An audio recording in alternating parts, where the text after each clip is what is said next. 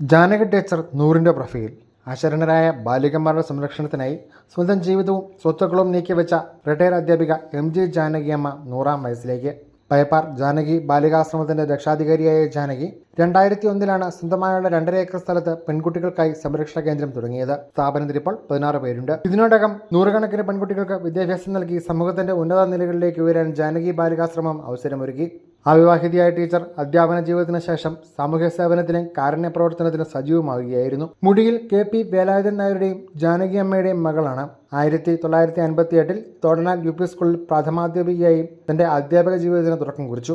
Kurichithanam Sreekrishna school, Karukachal NSS school തുടങ്ങിയ സ്ഥാപനങ്ങളിലും ജോലി ചെയ്തു. 1985-ൽ ഇടനാട് NSS സ്കൂളിൽ നിന്നും വിരമിച്ചു. പിന്നീട് കോഴിക്കോട് മീൻചന്ത NSS സ്കൂളിലും ഇടമറ്റം ടീച്ചേഴ്സ് ട്രെയിനിംഗ് കോളേജിലും സേവനം തുടർന്നു. 1973 മുതൽ 84 വരെ മീനച്ചിൽ താലൂക്ക് NSS യൂണിയൻ വനിതാ സമാജത്തിന്റെ പ്രസിഡന്റായും സെക്രട്ടറിയായും പ്രവർത്തിച്ചു.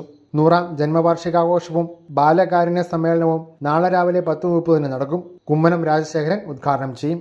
News bureau, Pala.